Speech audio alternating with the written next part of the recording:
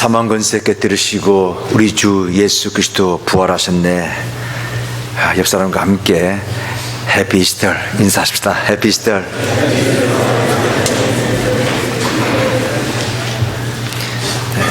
오늘 성가대 찬양 감사합니다. 즐겁도다 이날, 즐겁도다 이날, 세세토록 할 말이지요. 우리 주님께서 부활하셨는데 여러분 생에 있어서 가장 기쁘고 즐거운 날은 어느 날입니까? 가장 기쁘고 즐거운 날이 언제입니까? 성경에 보면은 가장 기쁘고 즐거운 날을 크게 세 가지로 우리가 찾아볼 수 있습니다. 첫째가 예수님께서 태어나신 날이지요. 예수님께서 태어나신 날, 천사들이 하나님의 말씀을 전합니다. 온 백성에게 미칠 이 큰 기쁨을, 이 좋은 소식을 너희에게 전하노라. 예수님의 성탄이 기쁜 날이고, 또 하나님께서 이 천지를 창조하시고 7번이나 창세기 보면은 보시기에 좋았더라, 보시기에 좋았더라. 이 창조의 기쁨 또 우리가 생각해 볼 수 있습니다. 그리고 세 번째, 아무래도 이 부활절, 사망 권세 깨뜨리시고 부활하신 온 인류의 영원한 기쁨, 온 인류의 영원한 소망, 이 부활절, 또 그 중에 하나가 되겠습니다. 주님은 사망 권세를 정복하시고 부활하셨습니다. 죽음의 권세, 생명의 능력 앞에서 굴복당하지 아니하시고, 죽음의 권세가 생명의 능력 앞에서 굴복당한 날입니다. 부활절이요. 그렇기 때문에 우리가 부활의 증인이고 부활의 증인으로서 살아야 됩니다. 어떻게 사는 것이 부활의 증인으로 살 수 있는가? 죽음이 두려워요. 그러나 여러분, 주님께서 부활하셨기에 그 부활이 우리의 소망이 되어 주님께서 부활의 첫 열매가 되셨기에 우리도 주님처럼 부활할 것이라 하는 그 믿음 가지고 살게 되면은 죽음은 우리에게 가까이 오는 친밀성을 줍니다. 그래서 그 죽음을 넘어서 천국 가기 때문에 기쁨이 되는 겁니다. 아멘. 이 날은 우리에게 가장 기쁘고 즐거운 날입니다. 어둠의 세력에게는 이 날처럼 슬프고 고통스럽고 괴로운 날이 없습니다. 사단이 이겼다고 승리의 샴페인을 터뜨렸을 적에 바로 예수님께서 부활하신 거예요. 예수님께서 부활하셨다. 오늘 부활의 의미가 어떠한 것인가, 또한 새로운 각도에서 보기를 원합니다. 오늘 말씀은 부활하신 날, 안식 후 첫날 저녁 때에 예수님의 제자들이 지금 방문을 걸어담그고 지금 두려워서 숨어 있습니다. 혼자 숨어 있기엔 더 무서우니까 함께 모여서 문을 꼭꼭 걸어담그고 있습니다. 누굴 두려워하고 있는가? 바로 유대인들, 좀 더 구체적으로 말씀드리면 유대 지도자들을 두려워하여 지금 방문을 걸어 잠그고 있습니다. 사실 막달라 마리아, 새벽 미명에 예수님 무덤을 찾아간 여인들, 오늘 성가대 찬양했지 않습니까? 여인들이 찾아갔는데 보니까 무덤이 비어 있습니다. 그래서 막달라 마리아가 놀래서 제자들에게 가서 알렸습니다. 예수님 무덤이 지금 비어 있다고. 그래서 요한과 베드로가 달려갑니다. 아마 요한이 좀 더 젊었기 때문에 더 잘 달리긴 했던 것 같습니다. 그래서 먼저, 요한이 조금 무서워서 들어가지 못하고 밖에서 기웃거리고 있는데 뒤에 따라온 베드로가 쭉 들어가 보니까 예수님 없는 겁니다. 그 무덤 안에 예수님 안 계신 겁니다. 그런데 놀랍게도 예수님을 이렇게 쌌던 그 수위는 그대로 있는 겁니다. 수건도 그대로 개켜 있고요. 근데 몸만 쏙 빠져나간 겁니다. 이러한 상황 속에 그것을 현장에서 보고도 그 제자들은 예수님의 부활을 그 순간에 믿지 못한 겁니다. 예수님께서 친히 살아생전에 하신 말씀, 내가 십자가에 죽어야 되는데 그러나 3일 만에 부활하리라 예수님 말씀을 그때 떠올려야 되는데 떠올리지 못하고 그거 보고 예수님 이 자리에 없네 그 사실을 믿고 그 다음에 두려워서 지금 모든 문을 걸어잠그고 떨고 있는 겁니다. 그도 그럴 것이 막달라 마리아가 누가 예수님의 시체를 가져갔는가, 이 사람들에게는 지금 누가 예수님의 시체를 가져간 걸로 생각하고 있는 겁니다. 종교 지도자들, 유대 지도자들이 가져간 거 아니겠는가. 그래서 그들을 두려워하면서 지금 떨고 있는, 사실 가져간 건 사실이에요. 사람이 가져간 것이 아니라 하나님이 옮기신 겁니다. 하나님께서 사망의 권세를 깨뜨리시고 부활케 하시는, 이렇게 세우신 분은 하나님이십니다. 그런데 이 여인들, 막달라 마리아, 이 제자들은 사람이 예수님의 시체를 훔쳐간 것으로 생각하고 있어요. 그래서 두려워 있습니다. 떨고 있습니다. 한번 생각해 보세요. 예수님이 부활하셨습니다. 부활하신 이 사실을 깨닫지 못하고 근심하고 걱정하며 두려워하면서 각자 집으로 돌아갔더라. 그리고 저녁에 함께 모인 겁니다. 지금 얼마나 기쁜 소식입니까? 얼마나 인류에 참 소망된 그러한 소식입니까? 그런데 그걸 모르니 두려울 수밖에 없죠. 그래서 이렇게 두려워 떨고 있는 그 가운데 예수님께서는 부활하신 몸이잖아요. 그 수위를 그대로 놔둔 상태에서 이렇게 빠져나오듯이 온 문을 걸어 잠그는데도 그 제자들이 모인 그곳에 예수님이 들어오신 겁니다. 얼마나 놀랐겠어요. 문을 잠궜는데 그들 가운데 예수님이 들어오신 거예요.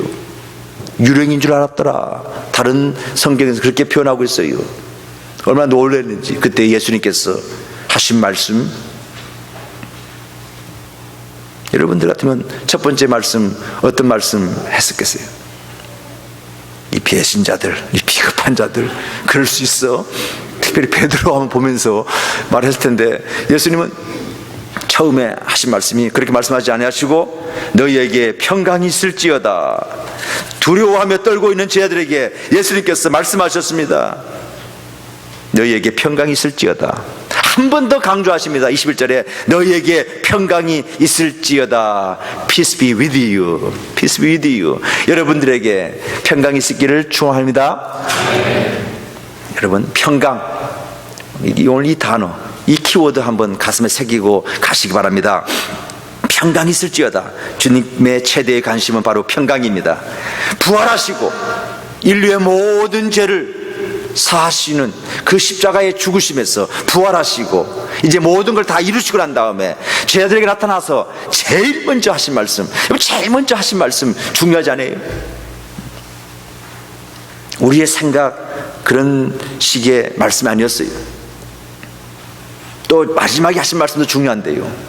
우리 마지막에 하신 말씀 늘 기억하면서 묵상하는데 그것도 중요하지만, 그러나 주님께서는 부활하시고 첫 번째 하신 말씀, 너희에게 평강이 있을지어다. 이것은 세세토록 이렇게 말한 사람은 없을 것이고, 또 없었고 없을 것이고 영원토록 없을 것입니다. 하나님만이, 부활하신 분은 처음이고 그 처음에 이 말 한 겁니다. 우리도 모두가 다 예수님 따라서 부활하게 되면은 함께 모여서 우리의 인사는 이 인사가 될 거예요. 주님께서 재림하시는 그날 우리 모두가 다 부활하게 됩니다. 그날에 우리의 인사는 평강이 있을지어다. 이 첫 번째 인사, 우리 그리스도인들의 인사가 될 것이고 그날의 인사가 될 것입니다. 아멘. 예수님의 관심은 평강에 있어요. 피스에 있어요. 예수님의 그 관심은, 첫 번째 관심은, 최대의 관심은 평화, peace, 평강, 화평, 이런 단어로 연결되어지겠습니다. 바로 여기에 예수님의 관심이 있고요. 바로 그것을 우리에게 임하기를, 평강이 임하기를 원하시고 인사하신 겁니다. 평강이 있을지어다. 왜 부활하신 주님께서 제일 먼저 너희에게 평강이 있을지어다 라고 말씀하셨을까? 이것은 간단합니다. 이 부활이 평강의 열매가 되기 때문에 그렇습니다. 평강이 부활의 열매가 되기 때문에 그렇습니다. 이 평강은 예수님의 십자가의 죽으심과 부활을 통해서만이 주어지는 열매입니다. 예수님의 십자가의 죽으심과 부활이 없었다면 이 평강은 우리에게 결단코 주어지지 않을 것입니다. 그냥 입술에 평안하다 평안하다 그 정도의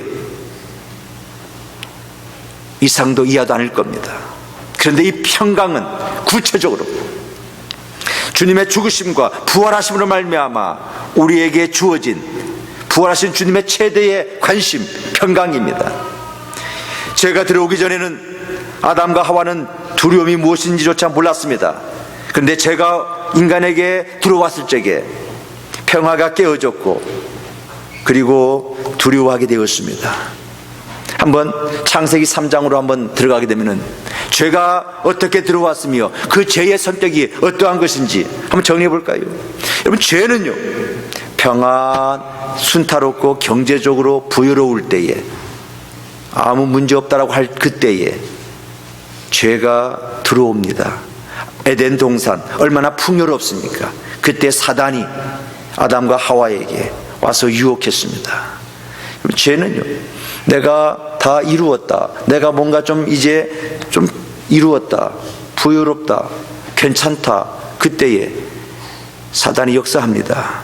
두 번째는 죄는 작은 욕심에서 출발되었습니다.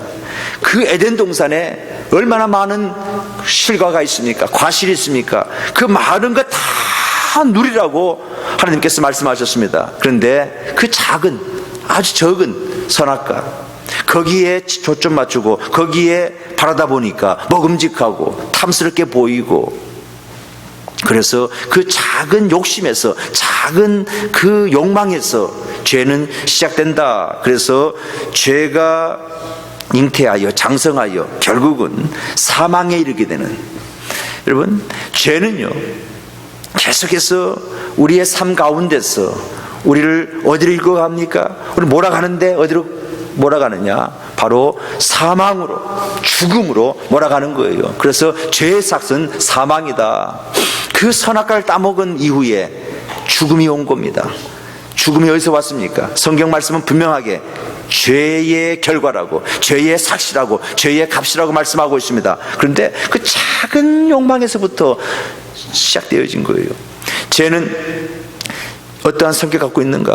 죄지으면요 핑계하게 돼 있어요. 책임 전가하게 돼 있어요. 그렇게 아담과 하와가 참 사랑 고백하면서 그렇게 금실이 좋았는데 죄 짓고 난 다음에 어떻게 되었습니까? 저 여자 때문에, 저 남자 때문에 하나님께 원망하게 되고 책임을 하나님까지 전가되어 하는 그 자리까지 가게 되는 거예요. 이게 죄의 성격입니다. 뼈 중에 뼈요, 살 중에 살이다. 그 신앙 고백이 아니죠. 사랑의 고백은 다 어디로 갔습니까? 책임 전가는.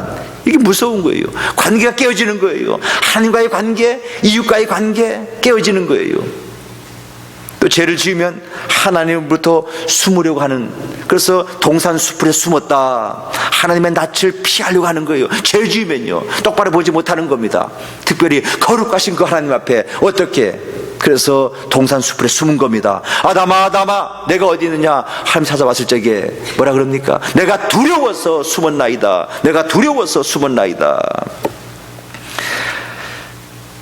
죄로 말미암아 하나님과의 관계가 단절되어지면은 두려움이 옵니다. 하나님이 두렵고요. 그리고 하나님과의 그 관계에서 멀어지는 겁니다. 여러분, 죄에 민감하지 못하면요 멀어지게 돼 있어요. 하나님과 죄에 민감하지 못하면요 결국은 하나님 등질 수밖에 없고요, 하나님께서 원하시는 그 삶의 자리에서 살아갈 수가 없습니다. 이게 바로 죄의 성격이에요. 그리고 죄에 한번 발을 디뎌 놓으면은 죄의 포로가 되는 겁니다. 죄가 우리를 사로잡아가기 때문에. 그래서 비극의 역사가 계속해서 이어지는 겁니다. 죄란 무엇입니까?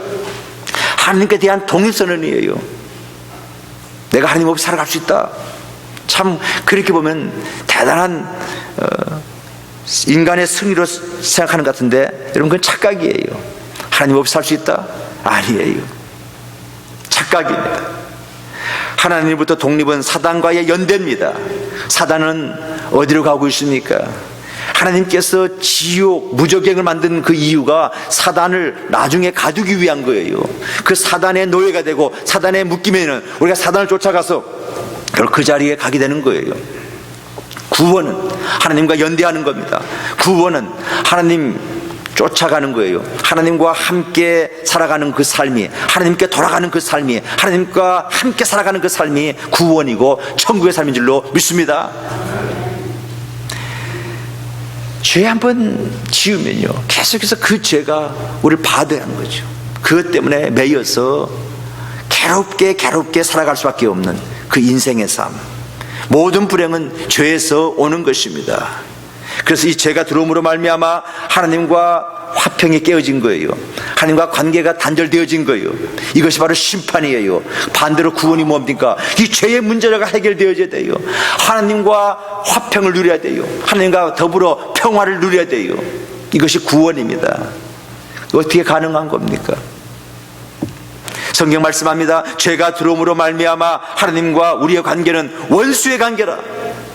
죄가 들어옴으로 말미암아 우리는 이제 본질상 하나님의 심판받을 수밖에 없는 진노의 자식이 되었단 말이지요. 죄로 말미암아 원수된 관계에 있었고 본질상 진노의 자식의 관계에 있었는데 어디에 거기에서 평강, 평화 이 단어를 붙일 수 있습니까? 없어요. 평화가 뭡니까? 평강이 뭡니까? 하나님과 더불어 바른 관계성 속에서 그 상태 속에서 살아가는 것이 평화인데 우리 인간은 죄와 죽음의 문제를 극복하지 못했습니다. 그래서 하나님께서 그 문제를 해결하시기 위해서 이 땅에 내려오신 것이 그게 성탄의 얘기고요. 그것이 성탄에 우리에게 좋은 소식, 기쁨의 소식 시작되어지는 겁니다. 그리고 하나님께서 우리를 구원하시기 위해서 친히 십자가에 못 박혀 달리신 것입니다. 모든 인류의 죄를 짊어지시고 친히 제물이 되셔서 십자가에 달려 돌아가신 것입니다. 그런데 그 십자가에서 죽음으로 끝난 것이 아니고 부활하셔서 사망 권세 깨뜨리시고, 사망 권세 깨뜨렸다고 하는 것은 죄의 문제를 해결하고 그 얘기입니다. 하나님께서 예수님을 부활하게 하셨습니다. 여러분, 평강이 어디서 오는 겁니까? 이 죄의 문제가 해결되어질 때에 평강이 오는 것입니다. 돈 많으면 평강 올 것 같아요? 아니에요. 명예, 인기 그거 있으면 평강 올 것 같아요? 아니에요. 권력이 있으면 올 것 같아요? 아니에요. 보니까 서태지를 보니까 알겠더라고요. 명예와 인기와 돈 모든 거 다 가졌잖아요. 문화 대통령이잖아요. 파워 어디 있어요? 그 정도. 그런데 아니었잖아요. 지금 알고 있는 사람, 난 알아요 그러는데 알기는 뭘 알아요? 저는 몰랐잖아요. 진짜 우리는 아는 사람들입니다. 아는 자들이 누구냐? 예수 믿는 사람들이에요. 아하, 돈에 있지 않고 명예에 있지 않고 권력이 있지 않고 어디에 있다고요? 아하, 하나님과 더불어 바로 거기에서 진정한 평강, 샬롬이 오는 줄로 믿습니다. 모든 죄는요, 결국 거짓말에 속합니다. 자기를 속이고 하나님을 속이는 것입니다. 죄에 민감하다는 것은 그만큼 하나님과 가까이 있다는 뜻입니다. 하나님께 정직한 상태에 있는 증거입니다. 죄에 둔감하다는 것은 그만큼 하나님과 멀리 떨어져 있다는 뜻입니다. 죄가 들어오기 전에 하나님과 우리 가운데 화평이 있었고 평화가 있었고, 그래서 여러분, 에덴의 삶은 하나님과 더불어서 화평을 누리는 그 관계, 그 상태인데 그 에덴의 뜻이 뭡니까? 기쁨이요, 기쁨. 하나님과 더불어 화평을 이루면요, 사람과 더불어 화평으로 관계에 들어가게 되면요, 거기서 오는 진정한 평화, 샬롬이 바로 기쁨이란 말이죠. 아멘. 그런데 죄가 들어와서 관계가 깨어지니까 거기에서 심판이고, 그 심판에서 오는 것이 바로 불안이고 걱정이고 염려고 근심이고. 그런데 샬롬, 부활하신 주님, 이 부활의 능력이 우리에게 들어오게 되면은 모든 근심 걱정이 사라지게 되는 겁니다. 근심 걱정이 없는 게 아니고 우리에게 살아가는 그 삶의 자리에서 항상 기다리고 있어요. 모든 우리를 힘들게 하는 것들은 기다리고 있지만은, 그러나 그러한 사건 속에서 결국 마침내 신앙으로, 믿음으로, 주님 주신 그 샬롬으로 근심 걱정이 사라지게 됩니다. 불안이 사라지게 되는 겁니다. 절망할 곳에서 절망하지 않고 소망 가지고 찬양하게 되는 줄로 믿습니다. 사라지게 되는 거예요. 없어지게 되는 거예요. 처음부터 오지 않는 게 아니고요, 옵니다. 그러나 그 믿음으로, 그 샬롬으로, 그래서 환경에 영향받지 아니하고 왔다가 믿음으로 우리가 이기게 되어서 그래서 사라지게 되어지는 이러한 승리, 부활의 승리인 줄로 믿습니다. 지금 계속 제가 지금 샬롬에 대한 얘기를 하고 있습니다. 여러분, 기독교 신앙이 무엇입니까? 기독교 신앙의 핵심은 바로 예수님의 이야기입니다. 예수님의 이야기의 절정은 바로 부활에 있어요. 예수 그리스도의 이야기의 절정은 부활에 있다. 그래서 이 부활절이 중요합니다. 무슨 계절을 비교하는 것은 아니고요. 그러나 여러분, 우리의 인생의 삶에 있어서 한번 보세요. 태어남이 있고요, 그래서 살아감이 있습니다. 그런데 인생의 삶에서 절정이 있어요. 절정. 그 절정에서 또 어느 정도 이제 또 휴지기가 있지요. 그 절정을 한번 맛봐야 되지 않겠어요? 신앙의 절정도 있어요. 드라마도 마찬가지잖아요. 처음부터 절정으로 나가는 거 아니잖아요. 모든 인생의 이야기들은 다 이 절정이 있어요. 근데 그 절정에 극단적인 그 아주 우리에게 익사이팅한 참으로 기가 막힌 기쁜 복음의 소식이 바로 부활에 있는 거예요. 부활이 없다면 모든 것은 다 헛것이 되는 것입니다. 다 무의미한 것이 되는 것입니다. 부활이 있기에 우리의 신앙의 삶이, 우리가 이렇게 아침에 나와서 또 주님을 찬양하고 또 예수 이름 붙들고 살아가는 것이 의미가 있고 가치가 있게 되는 것입니다. 아멘. 신학의 근본인 4단계입니다. 첫째는 창조, 타락, 구속. 그 구속이 바로 절정이에요. 예수님의 십자가의 죽으심과 부활하심의 이야기, 그 구속. 그래서 우리가 구원받게 되었고 하나님의 자녀가 되었고 하나님의 백성으로서 살아가게 되는 겁니다. 그 하나님의 백성의 그 표지가 뭡니까? 기쁨이에요. 그 하나님의 백성들의 그 표지가 뭡니까? 샬롬이에요. 그 신앙의 삶의 절정은 어디서 이루어지는 것인가? 계속해서 그 절정을 우리가 맛보면서 살아가는 그 자리가 어디에 있는가? 다른 데 있는 거 아닙니다. 죽었다가 부활하는 바로 이 자리에서 놀라운 절정의 드라마틱한 일들을 만들어가게 되는데, 여러분, 신앙의 삶에서 참 감동적이고 드라마틱한 일을 만들어가는 그 비결은 예수 부활의 능력을 받아서 내가 죽고 부활하는 그 자리를 우리의 삶의 자리에서 계속 맛보고 경험하고 체험하는 그 사건을 일으키는 그 자리에서 이루어지는 것입니다. 아멘. 부활의 능력, 부활의 이야기. 이 부활이 없다면 십자가는 아무것도 아니에요. 그냥 우리에게 감동적인 이야기에서 그렇구나, 동정, 위로, 그 정도밖에 더 없어요. 근데 십자가에서 부활이 와야 돼요. 죽었다 그걸로 끝나는 거 아닙니다. 기독교는 빈 무덤의 종교예요. 죽음을 극복했다, 죽었다, 십자가 얘기 아니에요. 거기서 더 나아가는 겁니다. 그런데 부활했다, 이보다 최대의 반전이 어디 있습니까? 이러한 반전의 이야기, 우리 그리스도인들의 신앙의 삶의 이야기입니다. 그런데 신앙생활을 한다 하면서 반전이 없어요. 반전이 없어요. 부활이 없다면 십자가가 무슨 뜻이 있겠습니까? 이 부활절, 오늘 우리 살아가는 우리에게 어떤 의미가 있는 것인가? 기념한 날로 만족해서 안 됩니다. 체험하고 경험하고 깨달아야 됩니다. 안타깝게도 예수님의 제자들, 주님 부활하신 그 무덤 속을 들어가 눈으로 확인하면서도 그 자리에 주님께서 성경대로 하신 말씀, 그걸 연결시키지 못하고 깨닫지 못하고 지금 두려워 떨고 있어요. 바로 그때 주님 오셔서 평강이 있을지어다, 이 평강의 이야기를 하고 있는 겁니다. 부활의 능력의 이야기입니다. 승리의 이야기입니다. 근데 이 부활의 사건이 우리 삶 가운데서 부활의 능력이 일어나야 돼요. 어떤 영화의 장면 속에서 참 멋있다, 그것은 나하고 아무 관계없는 거예요. 그 멋있는 장면이 내게 적용되어져야 돼요.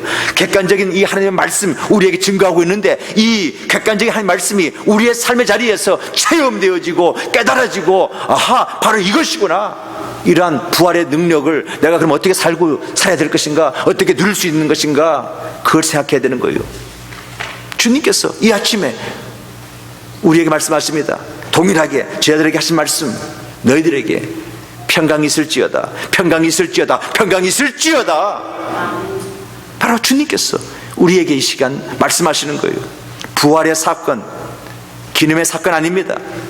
우리가 누리고 경험하고 깨달아야 할 사건입니다. 그 사건, 우리가 우리 가운데서 일어나야 되는 것입니다. 다시, 부활의 핵심은 십자가요, 그리고 살아남이요, 죽었다가 살아났다. 이것이 바로 부활의 이야기입니다. 죽지 않고서는 부활이 있을 수 없어요. 죽었다가 살아났다. 오늘 이 부활의 능력은 어떻게 우리의 삶 가운데서 일어날 수 있는 것인가? 어떻게 주님께서 우리에게 평강이 있을지어다, 그 평강, 샬롬이 어떻게 오늘 내 삶의 자리에서 재현되어지며 극적인, 감동적인 이야기를 만들어갈 수 있겠는가, 사건을 일으킬 수 있는 것인가? 간단합니다. 예수님과 함께 내가 죽는 겁니다. 그리고 예수님과 함께 내가 부활하는 겁니다. 이게 세례예요. 예수 믿는 사람들은 누구라고요? 나의 육체를, 나의 욕심을, 나의 정욕을 십자가에 못 박은 자들이다. 우리가 날마다 예수님과 함께 더불어서 내가 죄에 대해서 죽었습니다, 죄에 대해서 죽는 거예요. 죄에 대해서 죽는다는 것은 나의 이기적인 욕망을 십자가에 못 박는 거예요. 죄에 대해서 돌이키는 거예요. 회개예요. 거기에서 하나님께서 역사하시는 겁니다. 돌이켜서 하나님께 가기만 하면은, 회개하고 하나님께 나가기만 하면은 하나님께서 역사하신단 말이지요. 이게 하나님에 대해서 사는 겁니다. 의에 대해서 사는 겁니다. 여기에서 진정한 부활의 능력, 샬롬의 역사 일어나게 되는 줄로 믿습니다. 바로 이 말씀이에요. 예수님과 함께 죽었다가 하나님에 대해서 내가 다시 살아나는 것, 내가 하는 거 아니에요.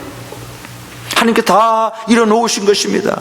예수 믿는다는 것은 바로 다른 거 아니에요. 내가 죄에 대해서 죽었습니다. 죄에 민감하고, 그래서 하나님에 대해서 내가 살았습니다. 그래서 하나님께서 기뻐하시는 그 방향으로 나가는 거예요.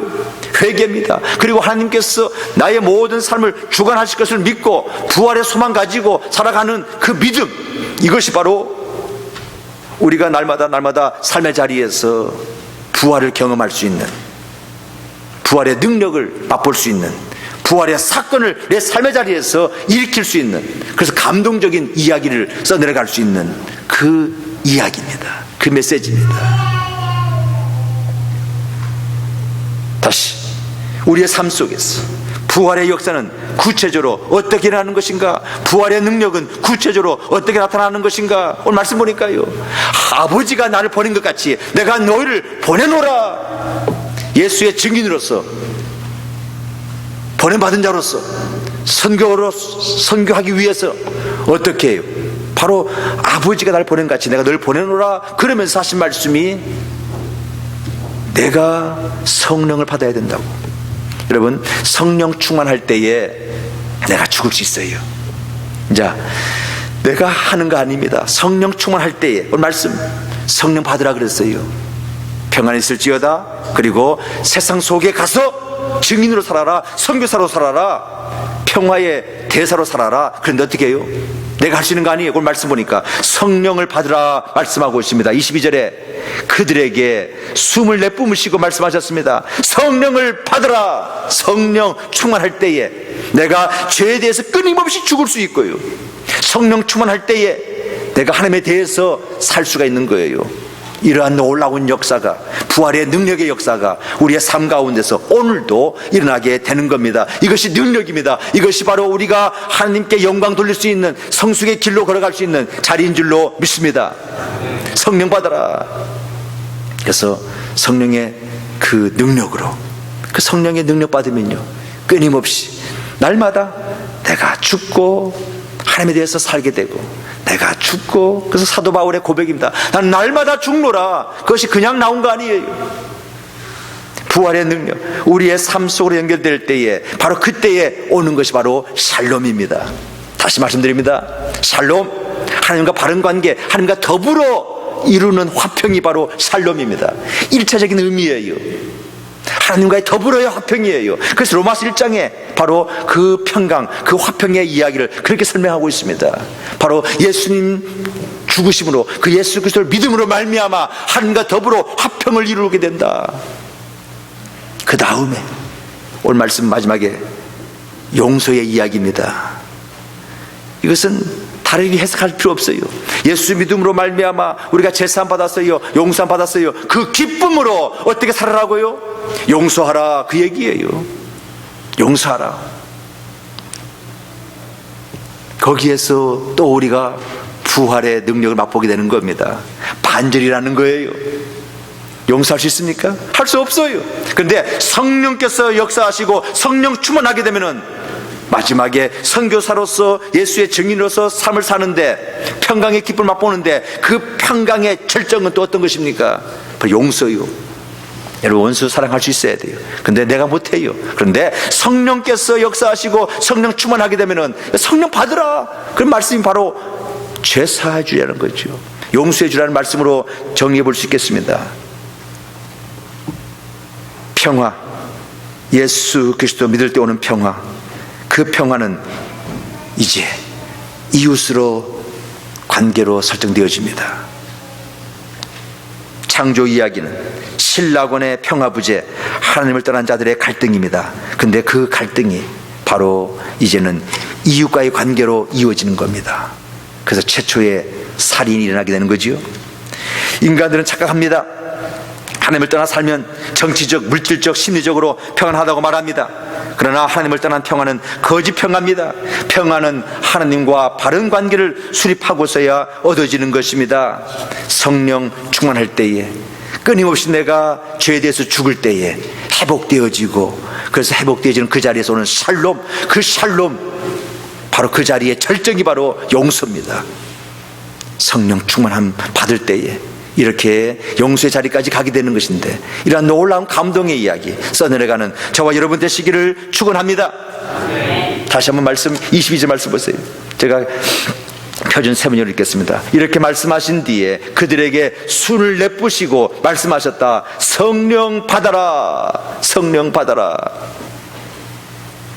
숨을 내쉬며, 이 말씀은 에스겔 골짜기를 연상케 해줍니다. 말라 빠진 뼈들을 향하여 말씀하셨습니다. 생기야 숨아 사방에서 불어와 이 사망을 당한 자들에게 불어 살게 하라. 부활하신 주님 그 호흡, 그것이 우리에게 임하였어. 바로 이겁니다. 생기를 불어넣는 바로 그 자리가 바로 성령 받는 자리예요. 바로 이렇게 훅 임할 때에 부활의 능력, 바로 그 자리가 용서의 자리예요. 샬롬의 자리예요. 기쁨을 맛보게 되는 자리입니다. 이것이 임하지 아니하면, 이 생기가 임하지 아니하면 리빙 소울, 죄로 말미암아 깨어져서 다시 그 생기를 받아야 살아있는 생명이 되어 살아있는 하나님의 백성으로서 삶을 살 수가 있게 됩니다. 성령의 바람을 거기에서 일으킬 수가 있는 것입니다. 이제 우리의 삶의 자리에서 새로운 삶, 새로운 관계, 그 새로움을 향해서 기쁨으로 갈 수 있는 그 길은 성령 충만하여서 용서하면서 사는 자리. 오늘 이것이 오늘 우리가 받는 부활절의 메시지입니다. 미움의 삶에서 이제는 사랑의 삶을 살아가라. 이제는 누구도 미워할 자유가 없습니다. 사랑할 자유만 있을 뿐입니다. 미워할 권세 우리에게 없습니다. 용서할 권세를 우리에게 주신 것입니다. 내가 용서 받았습니다. 나는 이제 자유인입니다. 그 자유를 가지고 왜 또 다시 또 죄 짓습니까? 아니에요. 이제는 계속해서 하나님을 향해서 나아가는 부활의 역사를 써내려가는 우리들의 삶이 되어져야 될 줄로 믿습니다. 마지막에 아버지께서 나를 보내신 것 같이 나도 너희를 보내노라. 이 말씀 가슴에 품고 샬롬, 성령 충만, 거기에서 용서의 이야기 연결되어지면서 부활의 승리에 축하를 하며 또 찬양을 하며 누리면서 살아가는 저희 열 되시기를 축원합니다. 기도하십시다. 기독교는 십자가로 끝나는 종교가 아닙니다. 십자가 이후, 죽음 이후에 풍성한 축복을 약속하고 있습니다. 그것이 바로 샬롬입니다. 주님께서 부활하셨습니다. 이제 우리와 함께 하십니다. 영원토록 함께 하십니다. 우리의 삶 속에서 동행하여 주십니다. 살아계셔서 역사를 운행하시는 그 주님과 세상 끝날까지 함께 동행할 때에 우리는 온전한 샬롬을 맛보면서 부활의 능력을, 반전의 역사를 일으키면서 용서하면서 기쁨의 절정에 에덴의 삶을 맛보는 그 삶을 되게 됩니다. 주님, 내 마음이 왜 이렇게 초조하고 불안합니까? 하나님, 내 마음 붙들어 주옵소서. 오늘 주신 말씀이 염려를 기도와 간구로 감사로 바꾸게 하여 주옵시고, 부활하신 주님 나를 도와주시고 모든 짐 주님께 맡기고 이제는 주님 안에서 하나님의 주시는 그 선물을 누리면서 영생의 맛을 보면서 살아가기를 원합니다. 참 샬롬의 기쁨을 맛보면서 살아가기를 원합니다. 함께 통성으로 기도하시겠습니다. 하나님, 이 시간에 저희들 또 말씀 받았습니다. 하나님, 주어진 그 삶의 자리에서 부활의 능력으로 살아가기를 원합니다. 십자가가 자랑이 되기 위해서는 주님께서 부활하셨기에 주님께서 부활의 능력, 십자가의 그 의미를 우리에게 이 시간 말씀해 주시니 감사합니다. 주여, 내가 너희를 보내노라. 주여, 우리가 보냄받은 자로서, 증인으로서 이 세상 속에서 살아가야 되는데, 하나님의 자녀로서, 하나님의 에이전트로서 살아가야 되는데, 하나님의 그 능력은 바로 부활의 능력인데, 부활의 능력은 내가 날마다 죽노라. 주님과 함께 죽고 주님과 함께 부활하는, 죄에 대해서 죽고 하나님에 대해서 사는, 의에 대해서 살아가는 바로 그 자리에서 이러한 부활의 능력을 맛보게 되는 이 샬롬의 이야기, 오늘 이 아침에 들려주시니 감사합니다. 우리 모두 하나님, 이 풍랑 가운데서, 갈등 가운데서, 어려움 가운데서 기가 막힐 웅덩이 수렁에 빠졌다 할지라도 주여 평강을 누리는 저희들 되게 하여 주시옵소서. 부활하신 주님 최대의 관심은 평강인 것을 오늘 말씀을 통해서 우리가 깨닫게 됩니다. 그 평강은 성령 충만할 때에 받게 되는 것이고, 성령 충만할 때에 우리가 능력 있게 삶을 영위할 수 있게 되고, 바로 그 자리에서 절정은 용서고 바른 관계고, 하나님과 더불어 평화, 이웃과 더불어 평화하며 그러한 놀라운 역사의 이야기 우리의 삶의 자리에서 계속해서 써내려가는 하나님의 백성들로 역사하여 주옵소서. 예수님의 이름으로 기도하옵나이다. 아멘.